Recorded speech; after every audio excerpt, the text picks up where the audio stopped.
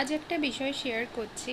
সেটা হলো অনেকেরই দেখা যায় যে কিডনির অসুখ যখন হচ্ছে তখন তার নানা রকম সিমটম হচ্ছে, সেই কারণে সে হয়তো ডক্টর দেখাতে গেল। কিন্তু আমার মতো প্রচুর পেশেন্ট আছে যাদের প্রচুর হাই ক্রিয়েটিন। আমি যখন প্রথম টেস্ট করাই তখন আমার ক্রিয়েটিন ছিল 8 প্রথমেই। আমি কিন্তু আর্টের আগে জানতে পারিনি যে আমার কখন স্টেজ 1 2 3 4 চলে গেছে। একদম আমি স্টেজ 5-এ গিয়ে টেস্ট করেছি, একদম 8। তখন থেকে আমাকে ডক্টর বলে যাচ্ছে যে ডায়ালিসিস লাগবে, কিন্তু তখন আমি পুরোপুরি সুস্থ। এরকম প্রচুর পেশেন্ট আছে যারা ডায়ালিসিস শুরুর আগে প্রচুর ক্রিয়েটিন নিয়ে 10 12 13 ক্রিয়েটিন নিয়েও তাদের জীবনের সমস্ত রকম কাজকর্ম করে যাচ্ছে। আর কি বলে, তাদের ডায়ালিসিস লাগছে না।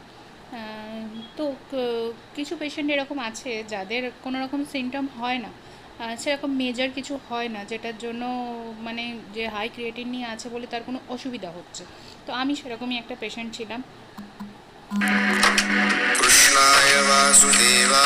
বলছিলাম যে অনেক ক্ষেত্রেই দেখা যায় পেশেন্টের কোনো রকম শারীরিক কোনো অসুবিধা হচ্ছে না, অথচ ক্রিয়েটিন ইউরিয়াটা হাই।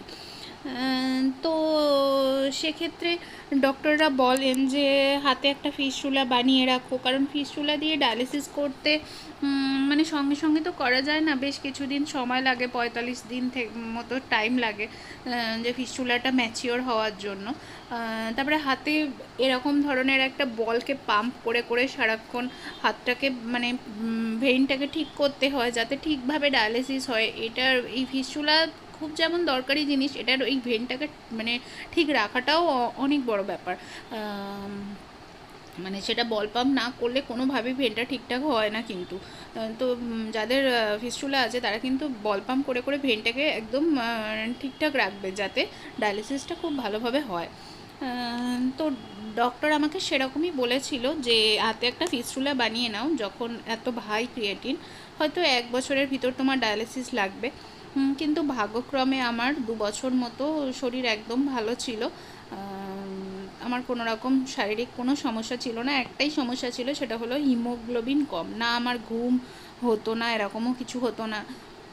আমি ঘুমাতেও পারতাম খুব ভালো, আমি খেতে পারতাম, আমি বাড়ির সমস্ত রকম কাজকর্ম, বাইরের সমস্ত রকম কাজকর্ম, কারণ আমার একটা মেয়ে আছে, তাকে নিয়ে স্কুলে নিয়ে যাওয়া, তার এক্সট্রা ক্যারিকুলামে সমস্ত কিছুতে নিয়ে যায়, সমস্ত কিছুই আমি করতাম। তো এই সমস্ত কাজ আমি করতাম, সাথে বাড়ির রান্না বান্না, আমার ফ্যামিলি মেম্বারদের দেখাশোনা করা, সমস্ত কাজই আমি সিকেডি নিয়ে, এত হাই ক্রিয়েটিন নিয়ে আমি করতাম। আর কিন্তু শেষের দিকে যখন 2025-এর মানে শীতকালটা আসলো, সেই সময় প্রচণ্ড মানে ঠান্ডাটাও বেশি ছিল এবছর। তো সেই ঠান্ডার সময় আমার একটু চেস্ট ইনফেকশান হয়ে যায়, যেটা কিন্তু হতে পারে, ডাক্তার আমাকে প্রথমেই বলেছিল যে কোনো দিনও তুমি বৃষ্টিতে ভিজবে না, ঠান্ডা লাগাবে না, এগুলো হলে কিন্তু কোনোভাবেই তোমাকে আর প্রোটেক্ট করা যাবে না। তোমাকে তোমাকে যদি কোনো হসপিটালে অ্যাডমিট করতে হয়, তোমাকে কিন্তু আইসিইউতে অ্যাডমিট করতে হবে। আর তোমার যে কী অবস্থা হবে সেটা বলা পসিবল নয়, কারণ এরকম হাই ক্রিয়েটিন নিয়ে তুমি যদি বৃষ্টিতে ভেজো বা ঠান্ডা লাগাও। তো আমার সেটাই হয়ে গিয়েছিল। আমি একটু মানে একটু নেগলিজেন্সি করে ফেলেছিলাম আমার ট্রিটমেন্টটার সঙ্গে। তো সেটা আপনারা কখনোই করবেন না। ডাক্তার যা যা বলবে সেটা ঠিক সেই রকমভাবে করে যাবেন, তাহলে অবশ্যই ভালো থাকবেন। আমি 2 বছর ভালো ছিলাম, খুব বেশি ক্রিয়েটিন নিয়েই আমি ভালো ছিলাম। কিন্তু এই বললাম না, এই ঠান্ডাতে আমার ভীষণ ঠান্ডা লেগে যায়। তারপরে সেই ঠান্ডা থেকে আমার চেস্ট ইনফেকশান হয়, তারপরে যত রকমের সিমটম হয়, ঘুমাতে না পারা। আমি যাতে ঘুমাতে পারি তার জন্য, রাতে ঘুমাতে পারি তার জন্য আমি দুপুরে ঘুমাতাম না, সারা দুপুর জেগে থাকতাম। তো সারা দিন যদি একটা মানুষ জেগে থাকে তার তো ঘুম পাবে, কিন্তু আমার কোনো ঘুম পেতো না।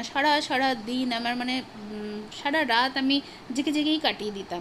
তারপরে খাওয়া, খেতে পারতাম না, একদম বাজে অবস্থা হয়ে, একদম যে খেতে পারতাম না ঠিক তেমনটা নয়, খেতাম কিন্তু সেই খাবারটা কোনোভাবেই পেটে থাকতো না, সব সময় বমি হয়ে যেত।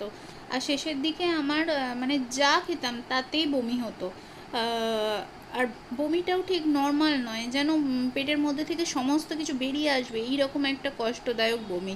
তো সেটার পরে আমার চোখ মুখ ভীষণভাবে ফুলে যায়। ক্রিয়েটিন করে দেখা যায় অনেক বেশি হয়ে গেছে, ইউরিয়া অনেক বেশি হয়ে গেছে, তখন আমাকে হসপিটালে অ্যাডমিট করতে হয়। আমি 4-5 দিন মতো আইসিইউতে ছিলাম। তারপরে ওখান থেকে আমার ডায়ালিসিস শুরু হয়। ডক্টর বলেই দিয়েছিল যে খুব বাজে অবস্থা, কারণ আমার ক্রিয়েটিন অনেক হয়ে গিয়েছিল, প্রায় 30 মতো হয়ে গিয়েছিল, সাথে ইউরিয়াটা 450 হয়ে গিয়েছিল।